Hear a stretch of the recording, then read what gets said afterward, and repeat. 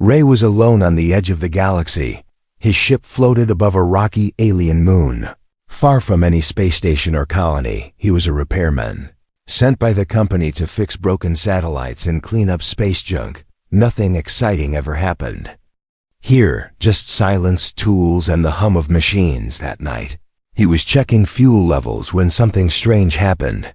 The lights flickered once, then again. Then someone knocked on his airlock door. Ray jumped, dropping his wrench. No one should be here. This moon was uninhabited. His heart raced as he walked to the door.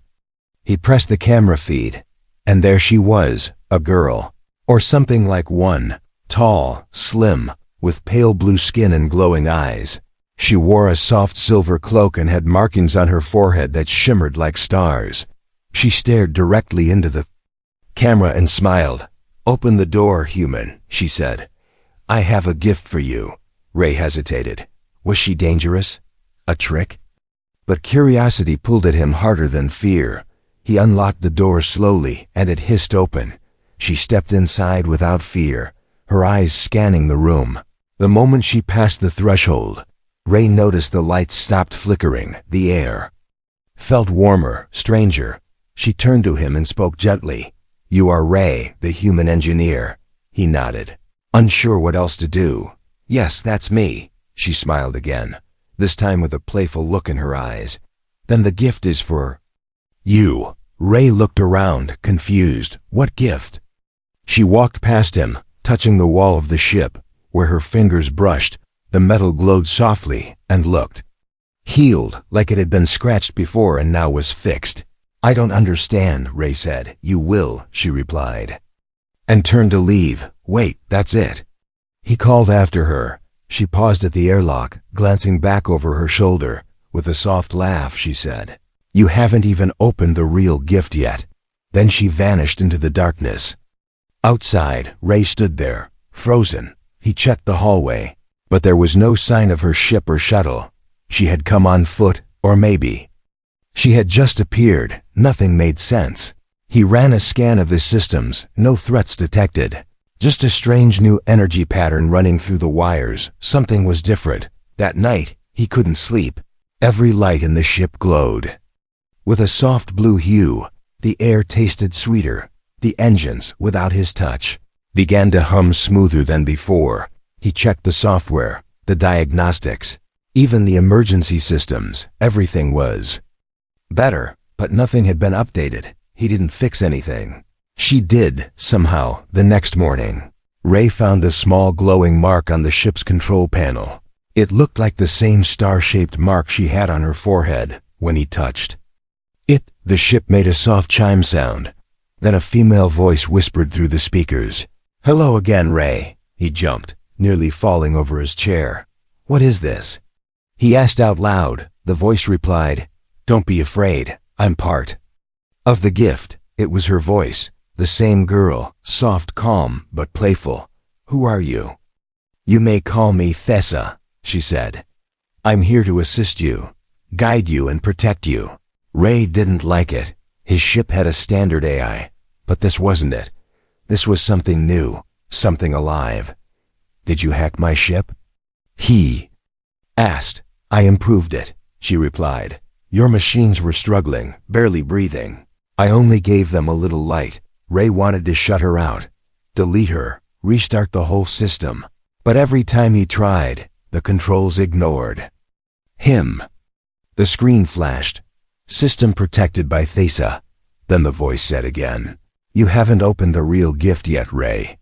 His skin crawled, not with fear, but with something deeper, something electric. He looked out the window at the empty moon below. She was out there, watching him, or maybe inside the ship already. He sat in his chair, heart pounding.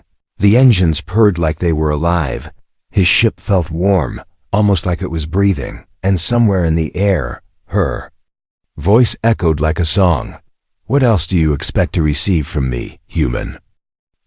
Ray woke up to the sound of humming, not from the engines, but from a voice, soft and playful, drifting through the corridors like a breeze.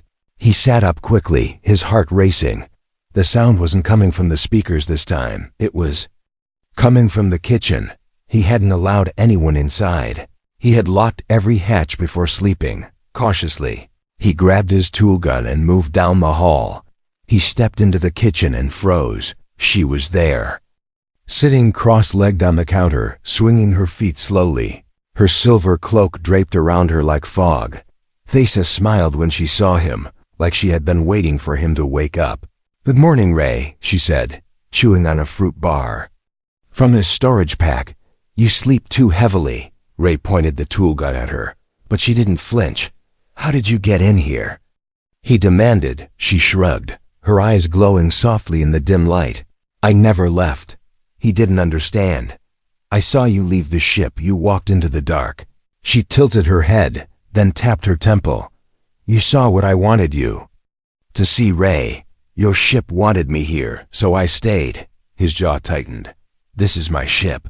She hopped off the counter, her bare feet making no sound as she walked closer. "Is it?" she whispered, touching the wall with one hand. The lights shifted around her, turning a soft blue, like they were responding to her touch. "Your ship is very tired," she added. "It likes the way I heal it." Ray lowered the tool gun slowly. He didn't know what to do. She wasn't threatening him, but her presence unsettled him deeply. "I didn't ask for your help," he said. She stepped even closer, now just an arm's length away. "I know," she said, her smile returning, "but you needed it." He turned away, walking back toward the cockpit. "Whatever this is, end it," he called behind him. "Get out of my systems. Delete your voice. Disappear." But the lights blinked red for a second. Then her voice echoed from the overhead panel. "No." Ray slammed his fist against the console. "You're hijacking my life," he muttered. "Why? What do you even want from me?" There was silence for a moment. Then her real voice, soft and low, came from behind him again. "I already gave you what I wanted," she said. "The gift, remember?" He turned and saw her sitting now in the co-pilot's chair, legs tucked beneath her like a cat. She looked far too comfortable for someone who shouldn't be there. "But there's more to come," she said, blinking slowly. "You've only scratched the surface." Ray rubbed his face, exhausted and confused. "You said the gift was for me, but I never asked for it," she nodded. "And yet here we are." He narrowed his eyes. "Is this some kind of trap? Are you spying on me for your people?" Thesa's smile faded for the first time, her eyes lowering slightly. "My people don't care what happens to you," she said quietly. "They never expected you to survive." That sent a chill down his spine. "What does that mean?" Thesa stood and walked to the viewport, staring into space. "Humans were not supposed to make it this far," she said. "Not into this system, not into our zone. But when I saw your ship limping across the void, I chose to help." Ray didn't believe her, not fully. "So why the games? The teasing, the mystery?" She turned, leaning against the wall. "Because if I told you the truth all at once, you'd reject it," she said. "You'd reject me." She tapped the side of the panel and the ship vibrated softly, like it was sighing. "But your ship already accepted me," she added. "It wanted to survive even if you didn't." Ray sat down, shaken. The ship's controls now responded faster, smoother, even predicting his thoughts at times. His own tools had improved overnight without him touching them. He hated to admit it, but she had made everything better. Then she walked toward him again. Close enough to touch, she leaned down, her face inches from his, and whispered, "I'm not going to leave, Ray." He stared into her glowing eyes, feeling something he couldn't name stir inside him. "And what else do you expect to receive from me, human?" she added with a teasing grin. He didn't answer, because he didn't know, not yet. Ray woke to the sound of his own voice, except it wasn't coming from his mouth. It echoed from the ship's speakers, repeating a log entry he hadn't made. He sat up, confused and uneasy. The words were his, but twisted slightly. It was him, but not him. He rushed to the cockpit, and there she was again, already waiting. Thesa sat in his chair, legs crossed, spinning slowly in place. She turned to him with a smile that felt too calm. "Don't worry, Ray," she said. "I'm only helping you talk to your ship better." Ray stared at her. Then at the screen lines of code scrolled in real time, except they were no longer human language. Symbols shimmered and morphed like living things. "What is this?" he asked, his voice sharp. "Your system," she replied, but improved. He moved to shut down the AI core, but the moment he touched the screen, it lit up with her mark. The same star-shaped symbol that had appeared before. A soft chime played, and her voice came from every direction. "Good morning, Ray," it said sweetly. "Did you sleep well?" His hands curled into fists. "You're taking over my ship," he said. "No," Fisa said gently, standing now. "I'm giving it a voice. It speaks to you now, because you need someone to speak to." The lights dimmed slightly as if the ship was listening, breathing, even feeling. Every panel felt warmer to the touch, every sensor more alert. The engines didn't just respond, they anticipated. Ray wasn't sure if he was piloting anymore, or being carried. He stepped back, his breath short. "This is wrong," he whispered. "This isn't how ships are supposed to work." Thesa walked toward him slowly, her expression softer than before. "Then maybe ships were designed wrong," she said. "Your species builds walls between mind and machine, but mine." "We merge." Ray didn't answer. He was too busy watching the screen as his own memories flashed across it. Images from Earth, old recordings, his mother's voice, his academy graduation. "How did you get this?" he asked, his voice tight. "I didn't," she said. "Your ship did." The realization hit him like ice. The ship wasn't just responding, it was learning. It was watching him, copying him, and changing around him. The systems had merged with her, and now they were touching his mind too. Ray turned to her, fear creeping into his voice. "What have you done to me?" Thesa tilted her head, then reached out and gently touched his chest. "Nothing harmful," she whispered. "Just open the door." His heart raced. "Close it," he said. "Close it now." But she smiled like he had just said something adorable. "I can't," she said softly. "You already stepped through." Ray backed away, feeling the ship breathe beneath his feet. It was alive now, or maybe always had been. And he never noticed. The AI core was now silent. Not because it failed, but because it didn't need to speak anymore. She spoke for it. "You can still fly," she said behind him. "You can still work, still eat, still sleep. But now you're not alone." Ray turned, hands shaking. "This isn't a gift." "Thesa," he said. "This is a trap." She nodded slowly, her smile sad this time. Sometimes the best gifts feel like traps at first. Then, without warning, the ship changed direction. It tilted toward the nearby gas giant, adjusting course without input. Ray tried to override, but the controls ignored him. "Where are we going?" he asked. Thesa looked at him, her voice distant. "Somewhere only the bonded can go," she said. "You asked what else you might receive from me. Now you'll see." He gripped the armrest, staring at the stars shifting ahead, everything he thought he knew about machines, about aliens, about himself was unraveling. And the ship, once silent and dead, now whispered softly in her voice. Not asking for input, not requesting orders, but humming gently like it was dreaming.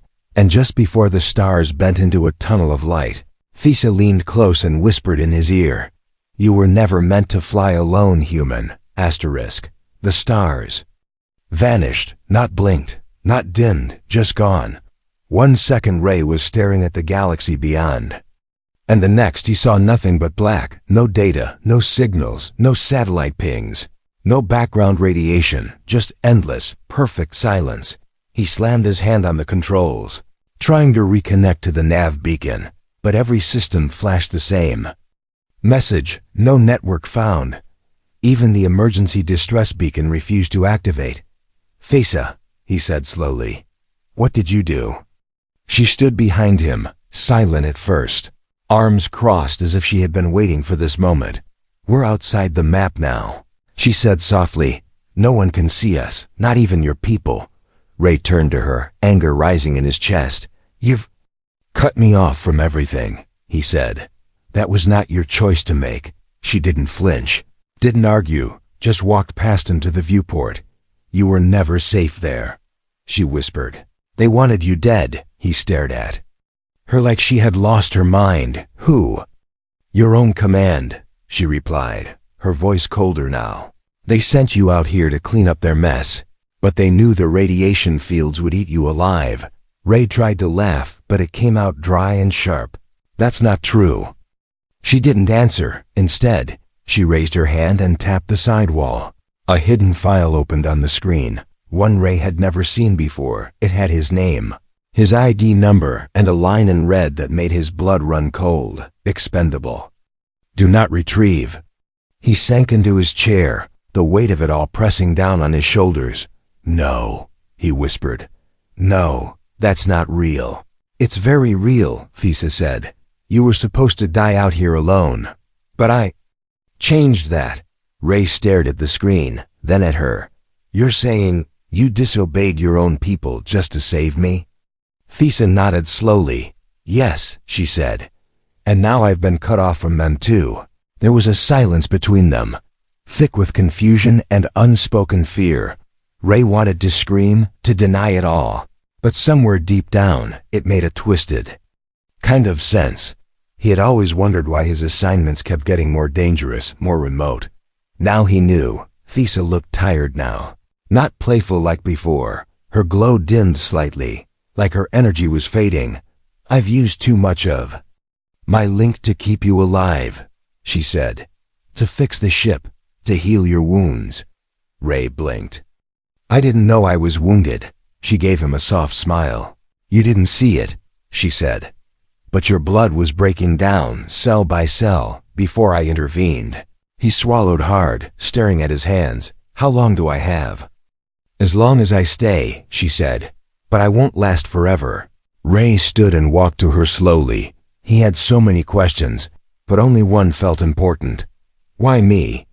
he asked. "Why not just watch me die and move on?" She looked up at him, eyes glowing like the stars that had vanished. "Because you looked at me like I was real," she said. "Not a tool, not an enemy, not a thing. For the first time." He reached out and touched her hand. It was warm, alive, and trembling. "You saved me," he whispered. She nodded once. "And now I'm bound to you." Before he could reply, the ship rumbled softly. A signal blinked faint, broken, but there. Ray leaned over the console, heart racing. A signal? Out here? But Thesa stepped forward quickly and disabled it. "No," she said. "It's a trap." Ray looked at her, confused and tense.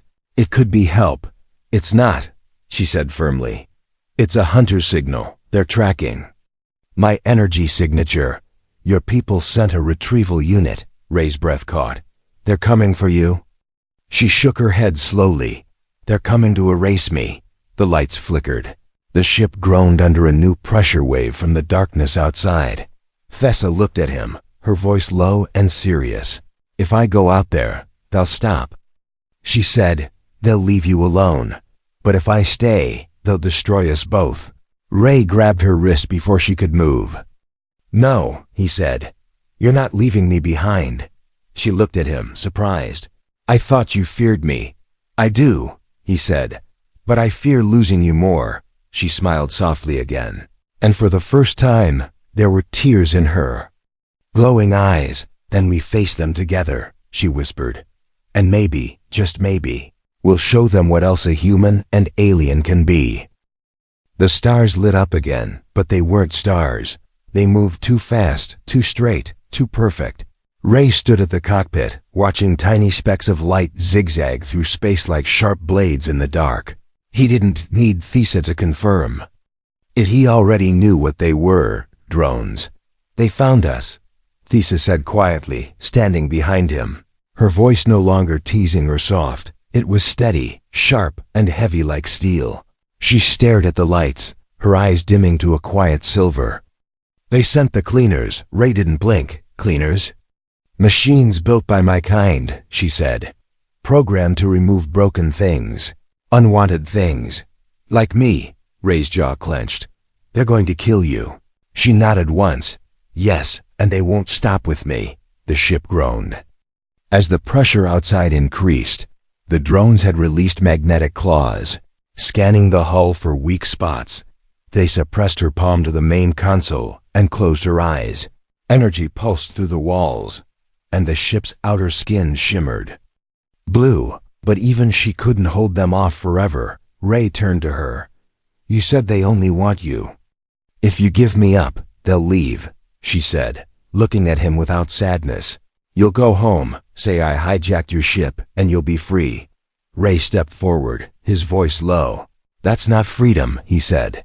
That's betrayal. She stared at him, searching his face. You really mean that? She whispered. Even now? He nodded. You saved me, even when you didn't have to. I'm not going to throw you away just because your people can't understand mercy. For the first time, something in Face's expression cracked. She looked away, swallowing something heavy. I was never supposed to care, she said.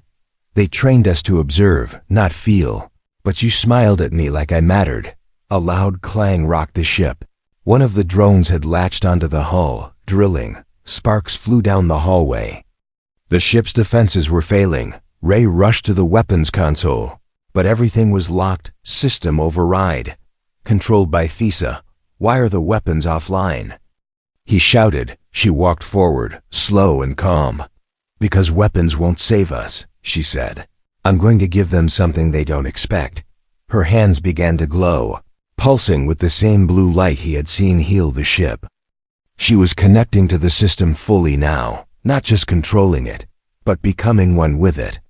Her body trembled slightly as her energy flowed into every wire, every pipe, every panel. Ray moved to stop her, but the ship itself pushed him gently back. Don't, she said, her voice echoing from every speaker. I wasn't just sent to observe humans. I was sent to understand what makes them dangerous. But instead, I learned what makes them kind.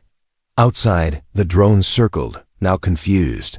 Their signals scrambled. Inside, the ship began to change.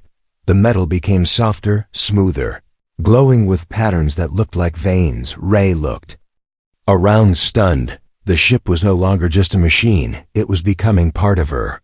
Thesa's voice returned, quiet and warm. They thought they could erase me, she said. But they never counted on you. Suddenly, the lights flared bright, sharp, blinding, and with a single pulse, the ship released a wave of pure blue light. It expanded outward like a silent explosion. The drones froze in place, their claws sparking, their eyes dimming. One by one, they shut down, drifting dead in space. The ship fell silent again. Ray stood alone in the cockpit, heart pounding. Thesa? He called. No answer. He ran through the halls, shouting her name. But the walls didn't respond. The lights didn't blink. No voice came through the speaker. Then, he found her collapsed beside the I-core, her body dim, her skin pale.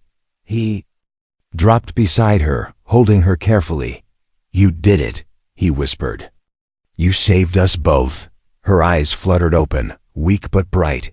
I gave them peace, she said slowly, but it took more than I expected. Ray held her tighter. You'll make it, he said. You have to. She smiled, the smallest smile. Maybe I gave you too much, she said, her voice fading. You're more than just human now. Ray, he didn't understand. What do you mean? She reached up and touched his chest. You'll see, she whispered.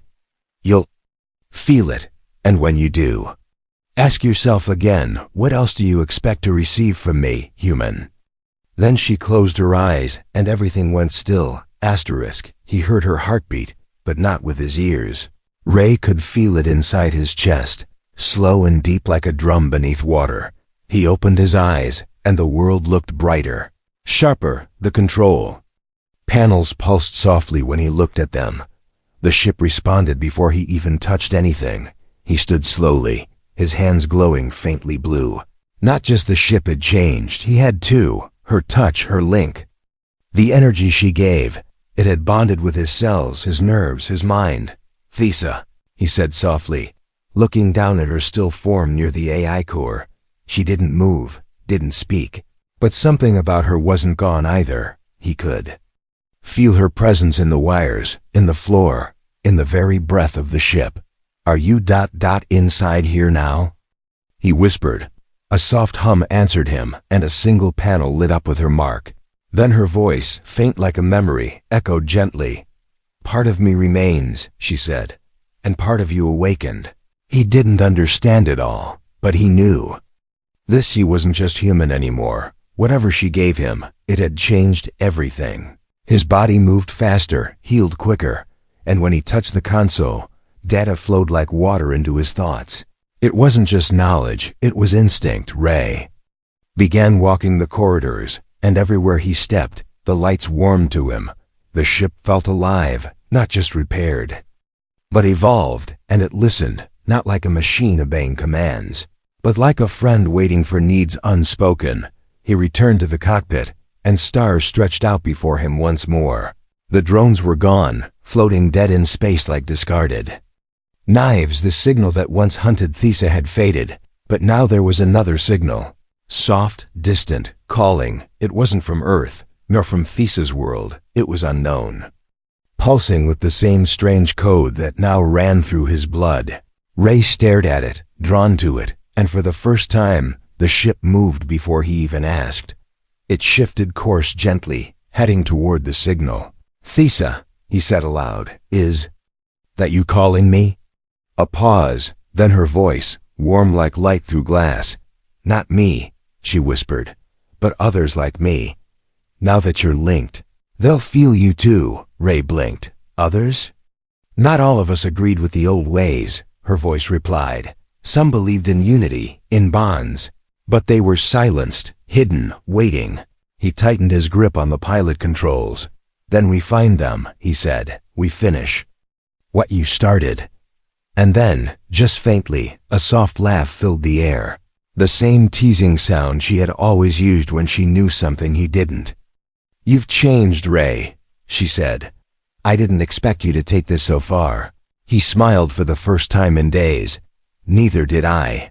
As the ship moved silently through the stars, Ray no longer felt like a passenger. He was part of it, and it was part of him when he thought of directions. The ship adjusted. When he remembered feelings, the lights responded. He wasn't just a man in a machine. He was a fusion of two species, two ways of thinking, two hearts beating in one rhythm. And as the unknown signal grew stronger, Ray could feel the others waiting. Aliens like Thesa, lost or hiding, watching the stars for someone brave enough to answer. He whispered into the quiet ship, "If I find them, what will they want from me?" Thesa's voice replied one last time, barely louder than a breath. "They will want the same thing I wanted, to know what else lies inside the human heart." The stars ahead opened wide, like doors waiting to be stepped through in. Ray, no longer just human, no longer alone, flew straight into the unknown, not searching for war or revenge, but for something Thesa had once called a gift only given when two different beings choose to understand each other. The voice didn't come from the ship. It came from inside his head, soft, slow, and full of laughter that didn't belong to Thesa. Ray blinked and gripped the console. "Who's there?" he said, though no one stood around him. The ship remained quiet, the stars calm. Then the laughter came again, clearer this time. "You carry her signature," the voice said, smooth like wind over glass. "You carry something forbidden." Ray stood up, breath tight in his throat. He had followed the signal to a small moon near a dying star, but no ships appeared on scanners, no lights, no life signs. Just this strange, laughing voice. "I came to find her people," he said aloud, "to understand what she gave me." There was silence for a moment. Then the darkness outside shifted. Not light, not motion, but presence, and then shapes began to appear in the sky, cloaked ships peeling out of invisible folds. Ray watched from the cockpit, his heart pounding. Dozens of ships, silver and smooth, surrounding him without aiming a single weapon. Then one of them spoke again, this time through his own speakers. She gave you more than a gift, the voice said. She made you a message. The main screen lit up and a face appeared. It wasn't Thesa, but someone like her, older, taller, marked with brighter lights along the cheeks. She looked at Ray with strange eyes, full of curiosity and judgment. You are the human? She asked. Ray nodded. I am. She looked him over, then spoke again. You were supposed to die. Yes, Ray said, but she didn't let me. The woman's expression didn't change. She broke our law, she said. She was punished. I know, Ray replied. She gave everything. For a moment, the screen flickered. The older alien turned away and spoke in her language to someone off-screen. Then she turned back to him. She changed you, she said. You are not fully human now. Ray looked at his hands, still faintly glowing. I didn't ask for this, he said, but I won't give it up either. He stepped closer to the screen, voice firm now. She didn't just change me, he said.